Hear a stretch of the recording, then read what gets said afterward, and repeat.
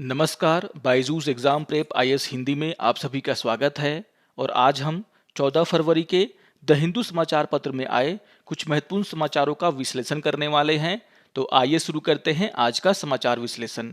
सबसे पहले ये जान लेते हैं कि आज के इस सत्र में हम किन किन विषयों पर चर्चा करने वाले हैं। सबसे पहले व्यावसायिक सुरक्षा और स्वास्थ्य को लेकर के जो एडिटोरियल आया है, हम उसकी यहाँ पे चर्चा करेंगे।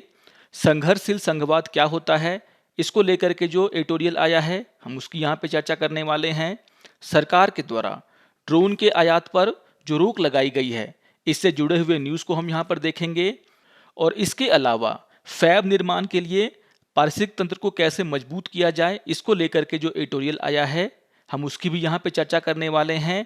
और सबसे अंतिम में इन विषयों पर आधारित मुख्य परीक्षा के अभ्यास प्रश्नों पर भी हम चर्चा करेंगे। तो आइए शुरू करते हैं आज के इस सत्र को। आज के पेपर के पेज नंबर 6 पर एक एडिटोरियल आया जिसका शीर्षक है a dipping graph in occupational safety and health. ये टॉपिक सामान्य अध्ययन 2 शासन से जुड़ा हुआ है। यहाँ पर चर्चा हो रही है भारत में व्यावसायिक सुरक्षा और स्वास्थ्य को लेकर के, यानी कि ऑक्यूपेशनल सेफ्टी एंड हेल्थ को लेकर के। यहाँ पर यह कहा गया है कि भारत में नीति निर्माताओं के द्वारा और यहाँ तक कि ट्रेड यूनियन के द्वारा ऑक्यूपेशनल सेफ्टी एंड हेल्थ के ऊपर ध्यान नहीं दिया जाता है, लेकिन व्यावसायिक सुरक्षा और स्वास्थ्य श्रमिकों के मूल अधिकार हैं जिस पर चर्चा होनी चाहिए। यहाँ पर लेखक के द्वारा ये कहा गया है कि भारत में श्रम निरीक्षण और श्रम सांख्यिकी प्रणाली की व्यापक समीक्षा की आवश्यकता है। जैसा कि आप अक्सर समाचारों में औद्योगिक दुर्घटनाओं के बारे में चर्चा सुनते होंगे, लेकिन यहाँ पर लेखक के द्वारा ये कहा गया है कि यहाँ पर सिर्फ बड़ी दुर्घटनाओं की ही रिपोर्टिंग होती है, जो छोटी दुर्घटनाएं होती हैं उस पर चर्चा नहीं होता। और यहाँ पर लेखक के द्वारा सेफ इन इंडिया के द्वारा प्रकाशित एक रिपोर्ट जिसका नाम है क्रश रिपोर्ट 2021, उसका चर्चा किया गया है। इस रिपोर्ट में ये कहा गया है कि ऑटो सेक्टर में जो व्यावसायिक सुरक्षा है उसकी तस्वीर काफ़ी निराशाजनक है। यहाँ पर अक्सर औद्योगिक दुर्घटनाएं होती रहती हैं जिसकी रिपोर्टिंग सही तरीके से नहीं होता। यहाँ पर लेखक के द्वारा ये कहा गया है कि एक सुरक्षित कार्यस्थल सुनिश्चित करने के लिए हमारे 2 प्राथमिक आवश्यकताएं हैं। पहला, सुधारात्मक कार्रवाई और नीतियों को तैयार करने के लिए एक मजबूत निगरानी, यानी कि कारखानों का लगातार निरीक्षण करना। और दूसरा है व्यापक डेटाबेस, यानी कि जब आपके पास डेटा होगा तो आप ये समझ पाएंगे कि हमारे देश में जो व्यावसायिक सुरक्षा है उसको लेकर के कितना काम किया जा रहा है। यहाँ पर बहुत सारी कमियों की चर्चा की गई है। आप सभी को ध्यान में रखना है कि श्रम ब्यूरो के द्वारा, यानी कि लेबर ब्यूरो के द्वारा औद्योगिक दुर्घटनाओं से संबंधित आंकड़े तैयार किए जाते हैं, लेकिन यहाँ पर जो डेटा तैयार किया जाता है वह सिर्फ कुछ क्षेत्रों से संबंधित औद्योगिक दुर्घटनाओं का डेटा होता है। अर्थात यहाँ पर कारखानों में जो दुर्घटनाएं होती हैं उसका डेटा लिया जाता है, खदानों में, रेलवे में, डाक या फिर बंदरगाह में जो दुर्घटनाएं होती हैं उसका डेटा दिखाया जाता है। यहाँ पर लेखक का ये कहना है कि यह समझ से बाहर है कि आखिर श्रम ब्यूरो के द्वारा वृक्षारोपण, निर्माण, सेवा क्षेत्र आदि में जो दुर्घटनाएं होती हैं उसको लेकर के आंकड़ा क्यों नहीं दिया जाता, यानी कि श्रम ब्यूरो को इन क्षेत्रों से जुड़े हुए जो दुर्घटनाएं हैं उसका डेटा भी सामने लाना चाहिए। यहाँ पर लेखक के द्वारा ये कहा गया है कि जो डेटा अभी हमारे सामने है वह भारत की स्थिति को सही तरीके से नहीं बताते हैं। और यहाँ पर आपको ध्यान में रखना है कि राज्यों के द्वारा श्रम ब्यूरो को औद्योगिक दुर्घटनाओं से जुड़े हुए डेटा को दिया जाता है। और यहाँ पर यह कहा गया है कि बहुत सारे राज्य श्रम ब्यूरो को सही डेटा नहीं देते हैं। यहाँ पर उदाहरण के लिए 2013 से 14 के दौरान दिल्ली, गुजरात, केरल, उड़ीसा, पंजाब, तमिलनाडु, उत्तर प्रदेश और पश्चिम बंगाल जैसे राज्यों के द्वारा जो कम रिपोर्टिंग, कम डेटा दिया गया है श्रम ब्यूरो को, उसकी चर्चा की गई है। और यहाँ पर कहा गया है कि इन राज्यों के द्वारा सही जानकारी श्रम ब्यूरो को नहीं दी गई 2013-14 में, जिसके कारण अखिल भारतीय स्तर पर औद्योगिक दुर्घटना के डेटा में आपको कमी देखने को मिलेगा। और यहाँ पर इस बात का जिक्र किया गया है कि 2010 से 15 के दौरान जो गैर घातक दुर्घटनाएं होती हैं उनकी जो संख्या है वह औसतन 21,370 थी, लेकिन यह 2016 से 19 के बीच में मात्र 5,811 हो गई। तो यहाँ पर जो संख्या में कमी आई है वो इस कारण से नहीं है कि हमारे औद्योगिक घरानों के द्वारा व्यावसायिक सुरक्षा पर ज़्यादा ध्यान दिया गया है। यहाँ पर लेखक का ये कहना है कि रिपोर्टिंग ही गलत होती है, सही आंकड़े श्रम ब्यूरो को राज्यों के द्वारा नहीं दिए जाते हैं, इसीलिए यहाँ पर आंकड़े में कमी आई है। और यहाँ पर लेखक के द्वारा ये कहा गया है कि अगर हम अखिल भारतीय स्तर पर देखें तो जो घातक चोटें होती हैं उनकी रिपोर्टिंग में कम से कम 40 से 50% की कमी है, यानी कि जितनी भी दुर्घटनाएं होती हैं उनमें से 40 से 50% की रिपोर्टिंग होता ही नहीं है। जबकि अगर हम गैर घातक चोटों की बात करें तो यहाँ पर 50% से ज़्यादा दुर्घटनाओं की रिपोर्टिंग नहीं होती है, यानी कि ये सारे मामले श्रम ब्यूरो तक पहुँचते ही नहीं हैं। और इसलिए आप देखेंगे कि यहाँ पर आंकड़ों में कमी देखने को मिल रहा है। यहाँ पर इस बात को लेकर के भी चर्चा किया गया कि आखिर अंडर रिपोर्टिंग क्यों होता है। आप सभी जानते हैं कि हमारे देश में कारखाना निरीक्षक होते हैं जो कि कारखानों का निरीक्षण करते हैं, लेकिन यहाँ पर 2019 में महानिदेशालय, कारखाना सलाह और श्रम संस्थान यानी कि directorate general factory advice and labour institute के द्वारा एक संदर्भ नोट जारी किया गया जिसमें ये कहा गया था कि भारत में कारखाना निरीक्षकों के जितने भी पद हैं उनमें से सिर्फ 70% पद ही भरे गए हैं, यानी कि हमारे देश में निरीक्षकों की काफ़ी कमी है। और अगर हम राज्यवार देखें तो यहाँ पर यह कहा गया है कि महाराष्ट्र में केवल 38.93% पद ही भरे गए हैं कारखाना निरीक्षक के। अगर हम गुजरात की बात करें तो यहाँ पर ये डेटा 57.52% का है, तमिलनाडु में लगभग 58% का है और बिहार में 47% का है। यानी कि जो प्रमुख राज्य हैं, जो बड़े राज्य हैं, वहाँ पर आप देखेंगे कि जितने सीटें कारखाना निरीक्षकों की होनी चाहिए थे उनमें से मात्र कहीं पर 38%, कहीं पर 57%, कहीं पर 58% पद ही भरे गए हैं, जिसके कारण कारखानों का जो निरीक्षण है वह सही समय पर नहीं हो पाता है, सभी कारखानों का निरीक्षण नहीं हो पाता है और इसीलिए व्यावसायिक सुरक्षा को लेकर के जो मानक तय किए गए हैं उसकी जांच सही तरीके से नहीं हो पाती है और जो दुर्घटनाएं होती हैं उसकी भी रिपोर्टिंग नहीं हो पाता है। यहाँ पर यह कहा गया है कि 2019 में प्रत्येक 487 पंजीकृत कारखानों के लिए मात्र एक निरीक्षक था। तो इससे आप समझ सकते हैं कि जो कारखाना निरीक्षक हैं उनके ऊपर कितना भारी कार्य का दबाव होगा। यहाँ पर यह भी जानकारी दी गई है कि हमारे देश में प्रत्येक 25,415 श्रमिकों के लिए मात्र एक निरीक्षक है और इसी कारण से जो भी सेफ्टी स्टैंडर्ड यहाँ पर बनाए गए हैं उनका निरीक्षण नहीं हो पाता है, जो दुर्घटनाएं होती हैं उनकी रिपोर्टिंग नहीं हो पाती है, जो कि गंभीर चिंता का विषय है। यहाँ पर निरीक्षण और दोष सिद्धि को लेकर के भी चर्चा किया गया है। हमने अभी अभी देखा कि जो निरीक्षक हैं उनकी भारी कमी है हमारे देश में और इसीलिए यहाँ पर यह डेटा दिया गया है कि अखिल भारतीय स्तर पर निरीक्षण के लिए पंजीकृत कारखानों में मात्र 36.23% ऐसे कारखाने हैं जिनका निरीक्षण हो पाया है और यहाँ पर ये जो डेटा है वह 2008 से 11 का है। अगर हम 2012 से 2015 के दौरान निरीक्षण का प्रतिशत देखें तो यहाँ पर जो निरीक्षण का प्रतिशत है वो मात्र 34.65% है, यानी कि यहाँ पर जो निरीक्षण का प्रतिशत है वो लगातार घट रहा है। कहने का ऐसा ये है कि जितने भी कारखाने निरीक्षण के लिए पंजीकृत किए गए हैं उसमें से मात्र 34% और 36% कारखानों का ही निरीक्षण हो पाया है। उसी तरीके से अगर हम अखिल भारतीय स्तर पर दोष सिद्धि यानी कि कन्विक्शन के दर को देखें, यानी कि जो भी मामले यहाँ पर आते हैं दुर्घटनाओं के उसमें जो दोष सिद्धि होती है उसके दर को देखें तो यहाँ पर यह बताया गया है कि 2015 से 19 के बीच में जो दोष सिद्धि का दर था वह मात्र 61.39% था, यानी कि जितने भी मामले यहाँ पर आए हैं उनमें से सिर्फ 61% मामलों में ही दोष सिद्ध हो पाया है।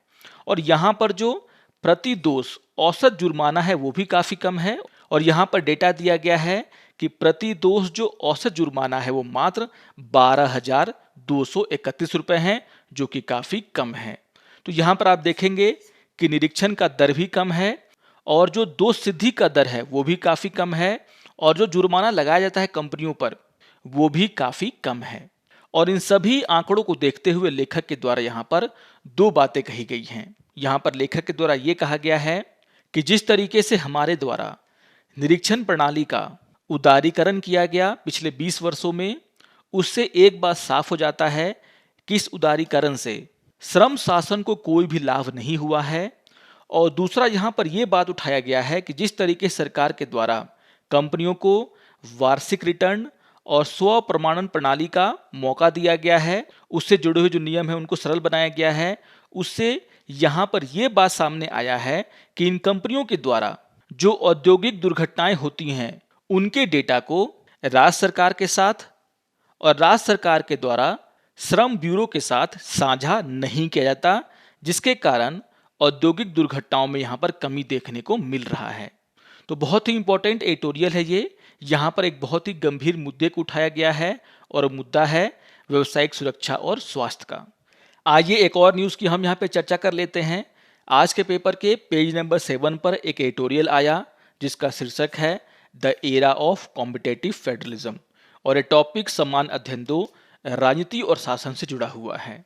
यहाँ पर इस बात को लेकर के चर्चा किया गया है कि केंद्र और राज्यों को अनावश्यक झगड़ों में उलझने के बजाय समन्वय से काम करने का प्रयास करना होगा और हमारे संविधान में जिस तरीके से केंद्र और राज्य के बीच में समन्वय बनाकर के आगे बढ़ने का सपना देखा गया था उसे मजबूत करना होगा, उसे साकार करना होगा। आप सभी जानते हैं कि सरकार के द्वारा 1954 के भारतीय प्रशासनिक सेवा कैडर नियमों में संशोधन का प्रस्ताव लाया गया है और इसके कारण केंद्र और राज्यों के बीच में एक बार फिर से संघर्ष शुरू हो गया है। आप सभी को पता होगा कि कार्मिक और प्रशिक्षण विभाग भारत सरकार के द्वारा जो यहाँ पर संशोधन करने की बात कही गई है भारतीय प्रशासनिक सेवा कैडर नियमों में, उसको लेकर के तमिलनाडु, केरल, पश्चिम बंगाल, झारखंड, राजस्थान, छत्तीसगढ़ और तेलंगाना जैसे राज्यों ने बहुत ही कड़ी आपत्ति जताई है। हम सबसे पहले ये जान लेते हैं कि आखिर ये आईएएस कैडर नियम क्या है और इसमें सरकार के द्वारा क्या बदलाव करने का प्रयास किया गया है।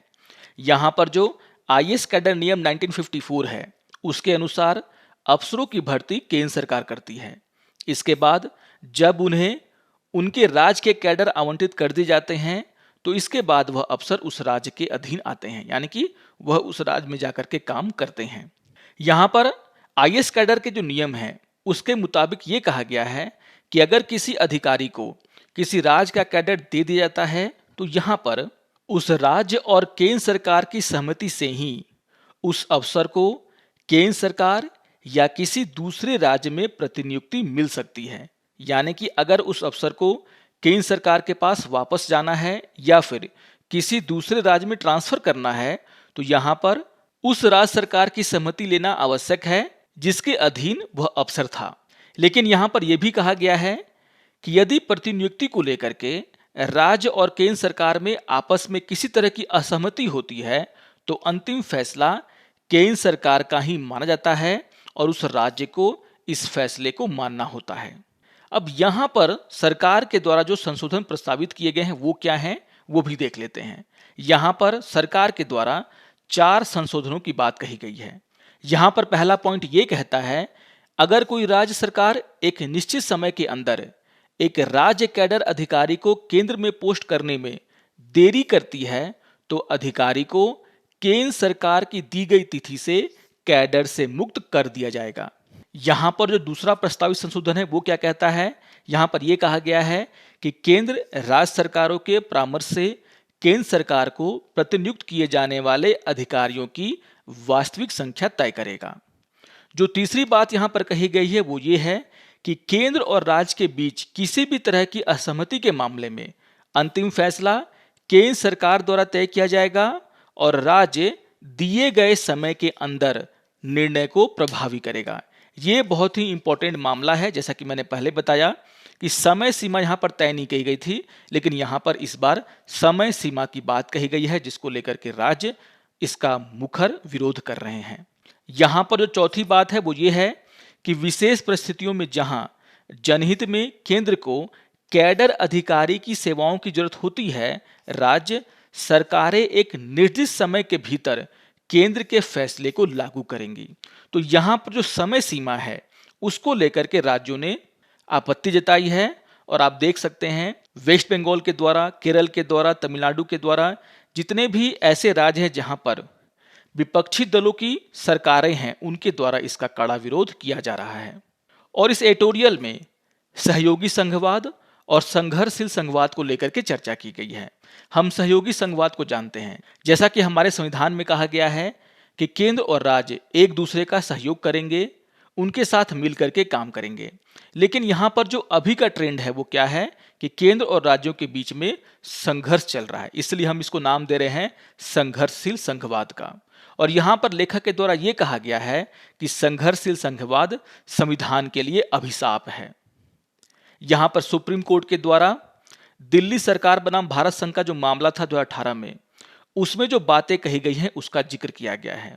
और यहाँ पर सुप्रीम कोर्ट के द्वारा यह कहा गया था कि सहयोगी संघवाद की अवधारणा के पीछे का विचार बातचीत और समन्वय है, ताकि केंद्र और राज्य सरकारें अपने मतभेदों को बातचीत और समन्वय के माध्यम से दूर कर सकें। कोर्ट ने कहा था कि केंद्र सरकार और राज्य सरकारों को राज्य कौशल, संयुक्त कार्रवाई और ईमानदारी से सहयोग दिखाते हुए समाधान पर पहुंचने के इरादे से आम समस्याओं का समाधान करने का प्रयास करना चाहिए। लेकिन यहाँ पर देखने को ये मिल रहा है कि ना केंद्र सरकार झुकने को तैयार है और ना ही राज्य सरकारें झुकने को तैयार हैं। और इसीलिए एक सहयोगी संघवाद से अब हम एक संघर्षशील संघवाद की तरफ बढ़ रहे हैं। यहाँ पर लेखक के द्वारा कहा गया है कि संविधान सभा के जो सदस्य थे, उन्होंने संविधान का निर्माण करते समय कभी भी ऐसी स्थिति की परिकल्पना नहीं की होगी जहां पर केंद्र और राज्य सरकारें एक दूसरे के रास्ते में अड़चन पैदा करेंगे। यानी कि कभी भी यह नहीं सोचा गया था कि आगे चल करके हमारे लोकतंत्र में ऐसा भी दिन आएगा जब केंद्र और राज्य सरकारें एक दूसरे पर आरोप लगाएंगी, एक दूसरे के रास्ते को काटेंगी। इसको समझाने के लिए यहाँ पर बहुत सारे एग्जाम्पल दिए गए हैं। जिस तरीके से दिल्ली में केंद्र सरकार के द्वारा उपराज्यपाल को सरकार कहा गया, जिस तरीके से राज्यपालों का उपयोग करके पश्चिम बंगाल में, तमिलनाडु में, केरल में राज्य सरकारों को परेशान किया गया, उन सभी बातों का यहाँ पर जिक्र है। और एक तरीके से यहाँ पर इस मुद्दे को उठाने का प्रयास किया गया है कि हम सहयोगी संघवाद से अब संघर्षशील संघवाद की तरफ बढ़ रहे हैं। तो इंपॉर्टेंट एडिटोरियल है, इसको भी आप लोग जरूर ध्यान से पढ़ लेंगे। आज ये एक और न्यूज़ की हम यहाँ पे चर्चा कर लेते हैं। आज के पेपर के पेज नंबर 15 पर एक न्यूज़ आया जिसका शीर्षक है the import ban on drone, और ये टॉपिक समान अध्ययन 3 प्रौद्योगिकी और आर्थिक विकास से जुड़ा हुआ है।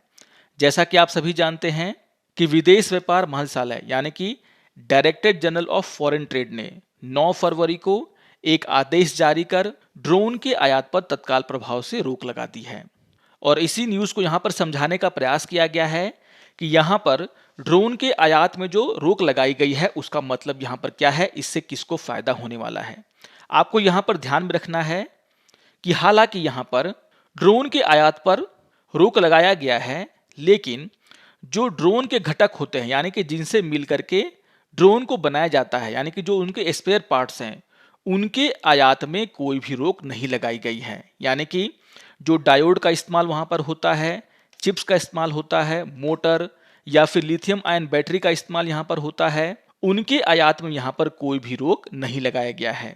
यहाँ पर यह भी कहा गया है विदेशी व्यापार महानिदेशालय के द्वारा कि सरकारी संस्थाओं, केंद्र या राज्य सरकारों द्वारा मान्यता प्राप्त शैक्षणिक संस्थाओं, सरकार द्वारा मान्यता प्राप्त अनुसंधान एवं विकास संस्थाओं और ड्रोन निर्माताओं द्वारा अनुसंधान एवं विकास के उद्देश्य के साथ रक्षा और सुरक्षा उद्देश्यों के लिए ड्रोन के आयात की अनुमति दी जाएगी, बशर्ते DGFT यानी कि directorate general of foreign trade से इसके आयात को लेकर के प्रमाण ले लिया गया हो। यानी कि यहाँ पर कुछ छूट भी दी गई है। और आपको ध्यान में रखना है कि कौन कौन सी संस्थाएं जो है यहाँ पर अभी भी ड्रोन का आयात कर सकती हैं, लेकिन आपको ये भी ध्यान में रखना है कि आयात करने के लिए विदेश व्यापार महानिदेशालय से आपको सर्टिफिकेट लेना होगा, तभी आप यहाँ पर आयात कर सकते हैं। तो ये बहुत ही इंपॉर्टेंट हो जाता है कि किन को छूट यहाँ पर दिया गया है कि परमिशन के साथ वे ड्रोन को आयात कर सकते हैं। इसको आप लोग जरूर ध्यान में रखेंगे। यहाँ पर इस बात की चर्चा की गई है कि आखिर सरकार के द्वारा स्वदेशी ड्रोन निर्माण को बढ़ावा देने के लिए कौन कौन से उपाय किए गए हैं। यहाँ पर यह कहा गया है कि भारत सरकार के द्वारा ड्रोन के पंजीकरण और संचालन के नियमों को आसान बनाया गया है। देश में ड्रोन के निर्माण को बढ़ावा देने के लिए 120 करोड़ रुपए के उत्पादन लिंक प्रोत्साहन यानी कि PLI योजना का शुभारंभ किया गया है, जिससे कि यहाँ पर बहुत ज़्यादा फायदा होने वाला है इस इंडस्ट्री को। और यहाँ पर सरकार ने अनुमान लगाया है कि ड्रोन के लिए जो PLI योजना लाई गई है उससे वित्त वर्ष 2024 तक भारत में ड्रोन निर्माण क्षेत्र में लगभग 5,000 करोड़ से अधिक का निवेश आएगा, जिससे कि 10,000 प्रत्यक्ष रोजगार पैदा होंगे। यहाँ पर सरकार का यह भी मानना है कि PLI योजना से वित्त वर्ष 2024 तक ड्रोन का जो घरेलू कारोबार है वह 60 करोड़ से बढ़कर के 900 करोड़ का हो जाएगा। आपको ध्यान रखना है कि 2021 में जो ड्रोन का घरेलू कारोबार था वो मात्र 60 करोड़ का था, लेकिन सरकार यहाँ पर इस लक्ष्य को लेकर के चल रही है कि PLI योजना के आ जाने से 2024 तक जो घरेलू कुल कारोबार है वह 900 करोड़ के आसपास पहुंच जाएगा। आपको यह भी ध्यान में रखना है कि पिछले साल अगस्त में सरकार के द्वारा ड्रोन नियम 2021 अधिसूचित किया गया था, जहां पर ड्रोन संचालित करने के लिए जो आवश्यक अनुपालन और शुल्क देना होता था उसमें भारत सरकार के द्वारा भारी कमी की गई है। इसके अलावा आपको यह भी ध्यान में रखना है कि नागरिक उड्डयन मंत्रालय ने DGCA के साथ मिलकर के डिजिटल स्काई प्लेटफॉर्म जारी किया था, जो कि भारत का एक हवाई क्षेत्र का नक्शा है, जहां पर उन क्षेत्रों का सीमांकन किया गया था जहां पर ड्रोन संचालक बिना अनुमति के ड्रोन का इस्तेमाल कर सकता है, और यहां पर उन क्षेत्रों को भी अंकित किया गया था जहां पर ड्रोन ऑपरेटर सरकार से पूर्व अनुमति लेकर के ही अपने ड्रोन को संचालित कर सकता है। तो यहां पर सरकार के द्वारा ड्रोन उद्योग को बढ़ावा देने के लिए बहुत सारे प्रयास किए गए हैं, और जो पिछले प्रयास किए गए थे उन्हीं प्रयासों से जोड़ करके इस प्रयास को देखा जा रहा है कि बहुत सारे ड्रोन के आयात पर यहाँ पर सरकार के द्वारा रोक लगाई गई है। तो एक तरीके से ड्रोन इंडस्ट्री को बढ़ावा देने के लिए सरकार के द्वारा ये सारे कदम उठाए जा रहे हैं, जो कि स्वागत करने योग्य हैं। यहाँ पर सरकार का यह लक्ष्य है कि 2030 तक भारत को ड्रोन और ड्रोन कंपोनेंट बनाने वाला एक प्रमुख देश के रूप में स्थापित कर देना है। तो इंपॉर्टेंट न्यूज़ है ये, इसको आप लोग जरूर ध्यान से पढ़ लेंगे। आइए एक और न्यूज़ की हम यहाँ पे चर्चा कर लेते हैं। आज के पेपर के पेज नंबर 7 पर एक एडिटोरियल आया जिसका शीर्षक है इंडियाज सेमीकंडक्टर ड्रीम, और ये टॉपिक समान अध्ययन 3 प्रौद्योगिकी और आर्थिक विकास से जुड़ा हुआ है। जैसा कि आप सभी जानते हैं कि भारत के द्वारा सेमीकंडक्टर के निर्माण में आत्मनिर्भर बनने का प्रयास किया जा रहा है, और इसको लेकर के सरकार के द्वारा इसके विनिर्माण को लेकर के बहुत सारे प्रोत्साहन भी दिए जा रहे हैं। लेकिन यहाँ पर लेखक का ये कहना है कि भारत को अगर इस क्षेत्र में आत्मनिर्भर बनना है तो उसे और अधिक काम करने की आवश्यकता है। यहाँ पर कुछ मुद्दों को लेकर के चर्चा की गई है लेखक के द्वारा। यहाँ पर लेखक का ये कहना है कि कोविड-19 महामारी के दौरान दुनिया को यह समझ में आ गया कि सेमीकंडक्टर का विनिर्माण और उसकी आपूर्ति श्रृंखला बहुत ही नाजुक है। दुनिया के देश कुछ देशों पर यहाँ पर निर्भर हैं, और इसको देखते हुए दुनिया के बहुत सारे देशों के द्वारा अपने अपने देश में सेमीकंडक्टर निर्माण को बढ़ावा देने के प्रयास किए जा रहे हैं। जिस तरीके से फैब्रिकेशन में यानी कि सेमीकंडक्टर के निर्माण में पूरी दुनिया पूर्वी एशिया के देशों पर निर्भर है, हाल के दिनों में सिलिकॉन की जो बढ़ती कीमत है और यहाँ पर यूएस और चीन के बीच में जो व्यापार युद्ध है उसने बहुत सारे देशों को यह मजबूर किया है कि वे अपने अपने देश में सेमीकंडक्टर फैब्रिकेशन को लेकर के प्रोत्साहन दें, और भारत के द्वारा भी ऐसा ही किया जा रहा है। आपको ध्यान में रखना है कि अमेरिका के द्वारा सेमीकंडक्टर निर्माण को लेकर के 50 बिलियन के एक पैकेज की घोषणा की गई है। अगर हम भारत की बात करें तो यहाँ पर भारत के द्वारा फैब निर्माण में किस तरीके से आत्मनिर्भर बना जा सकता है उसको लेकर के चर्चा की गई है। यहाँ पर फैब का मतलब होता है फैब्रिकेशन, और फैब्रिकेशन का मतलब होता है वो इंडस्ट्री जो अपने यहाँ सेमीकंडक्टर चिप का निर्माण करती है। और भारत के द्वारा फैब्रिकेशन को बढ़ावा देने का प्रयास किया जा रहा है।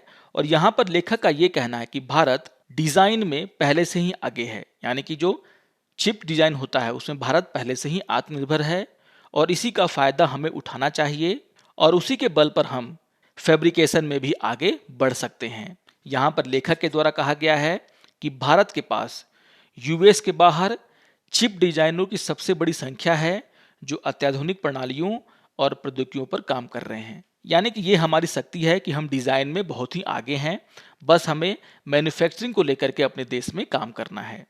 यहाँ पर लेखक के द्वारा ये कहा गया है कि फैब निर्माण को बढ़ावा देने के लिए हमारे देश के भीतर जो सेमीकंडक्टर की मांग है उस पर हमें ध्यान देना होगा। आपको ध्यान में रखना है कि अभी हमारे देश में सेमीकंडक्टर की जो कुल मांग है वह 24 अरब डॉलर का है, जो 2030 तक बढ़कर के 80 से 90 अरब डॉलर का हो जाएगा। और यहाँ पर हमारी जो घरेलू मांग है वो हमारे लिए बहुत ही महत्वपूर्ण है। और यहाँ पर यह सुझाव दिया गया है लेखक के द्वारा कि जो भी कंपनियां सेमीकंडक्टर डिजाइन और मैन्युफैक्चरिंग में लगी हुई हैं उन्हें हमारे देश में उन कंपनियों से जो कि सेमीकंडक्टर का इस्तेमाल करते हैं उनके साथ एक समझौता करना चाहिए, ताकि जितना भी यहाँ पर उत्पादन होगा सेमीकंडक्टर का वो सारा का सारा खपत हो जाए। जैसे यहाँ पर एग्जाम्पल दिया गया है कि ऑटोमोटिव क्षेत्र में सेमीकंडक्टर का इस्तेमाल होता है और यहाँ पर वे इसके उपभोक्ता हैं। तो यहाँ पर वे कंपनियां जो कि सेमीकंडक्टर का निर्माण करती हैं वो इन कंपनियों के साथ समझौता कर सकती हैं, यह सुनिश्चित करने के लिए कि जो कुछ भी वो उत्पादित करेंगी उसका उपभोग यहाँ पर भारत में हो जाएगा। इससे जो है हमारे इंडस्ट्री को बहुत ही फायदा होगा, क्योंकि हमारे देश में खुद ही सेमीकंडक्टर की बहुत बड़ी मांग है जिसे कि अभी आयात के द्वारा पूरा किया जाता है। यहाँ पर यह भी कहा गया है कि सेमीकंडक्टर निर्माण में जो कच्चे माल की आपूर्ति है उसकी क्षमताओं को भी हमें विकसित करना होगा। और यहाँ पर India electronics and semiconductor association ने फैब और एटीएमपी यानी कि असेंबली, टेस्टिंग, मार्किंग और पैकेजिंग उद्योग को खनिज और गैस जैसे संसाधित कच्चे माल की आपूर्ति शुरू करने का अवसर तलाशने के ऊपर काम करना शुरू कर दिया है। यानी कि जो भी कंपनियां हमारे देश में आएंगी या फिर जो घरेलू कंपनियां हमारे देश में सेमीकंडक्टर का निर्माण करेंगी उनके लिए जो कच्चे माल की आपूर्ति करने के लिए यहाँ पर पहले से ही काम करना शुरू कर दिया गया है India electronics and semiconductor association के द्वारा। यहाँ पर यह भी कहा गया है कि देश के जिस क्षेत्र में सेमीकंडक्टर प्लांट लगाए जाएंगे वहां पर बिजली की आपूर्ति सही होनी चाहिए, पानी की आपूर्ति सही होनी चाहिए। हमें उन क्षेत्रों को देखना होगा जहां पर ऐसी सुविधाएं हो। तो कुछ मुद्दे हैं जिसकी चर्चा यहाँ पर लेखक के द्वारा की गई है और कहा गया है कि अगर हम इन मुद्दों का हल कर लेते हैं तो भारत का जो सेमीकंडक्टर हब बनने का सपना है वह पूरा हो सकता है। आइए अब इन विषयों पर आधारित मुख्य परीक्षा के अभ्यास प्रश्नों पर चर्चा कर लेते हैं। यहाँ पर क्वेश्चन नंबर 1 है, भारत में श्रम निरीक्षण और श्रम सांख्यिकी प्रणाली की व्यापक समीक्षा की आवश्यकता है, इस कथन पर चर्चा करें। तो हमने इस पर बहुत सारी चर्चाएं की हैं, बहुत सारा डेटा आपके पास है, यहाँ पर मैंने सभी कुछ आपको दे रखा है। आप यहाँ पर डेटा के माध्यम से बता सकते हैं कि भारत में जो श्रम निरीक्षण है उसमें कितनी कमियां हैं, जो डेटा यहाँ पर आता है उसमें कितनी कमियां हैं, और उसके माध्यम से आप ये समझा सकते हैं कि यहाँ पर इसकी व्यापक समीक्षा की आवश्यकता है। आइए अब क्वेश्चन नंबर 2 पर चर्चा कर लेते हैं। क्वेश्चन नंबर 2 है, सहयोगात्मक संघवाद क्या है?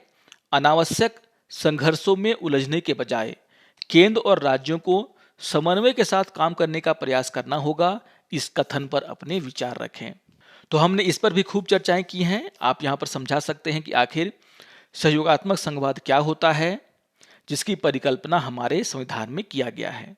यहाँ पर हाल के दिनों में केंद्र और राज्यों के बीच में बहुत सारे ऐसे मुद्दे हुए हैं जिसके कारण उनके बीच में संघर्ष शुरू हो चुका है। उन सभी मुद्दों का आप यहाँ पर जिक्र कर सकते हैं। हाल ही में जो मुद्दा हुआ है ट्रांसफर पोस्टिंग को लेकर के, उस मुद्दे का आप यहाँ पर जिक्र कर सकते हैं और अपने विचार रख सकते हैं। आशा करता हूं कि आपको आज का यह समाचार विश्लेषण पसंद आया होगा। सारे टॉपिक्स बहुत ही इंपॉर्टेंट मुद्दे से जुड़े हुए हैं। आप इन सभी को रिवाइज कर लेंगे और अगर आपको ये वीडियो अच्छा लगे तो आप जरूर इसे लाइक करें, शेयर करें और दूसरों को भी सब्सक्राइब करने के लिए प्रेरित करें। तो मिलते हैं समाचार विश्लेषण के अगले अंक में। तब तक के लिए नमस्कार और धन्यवाद।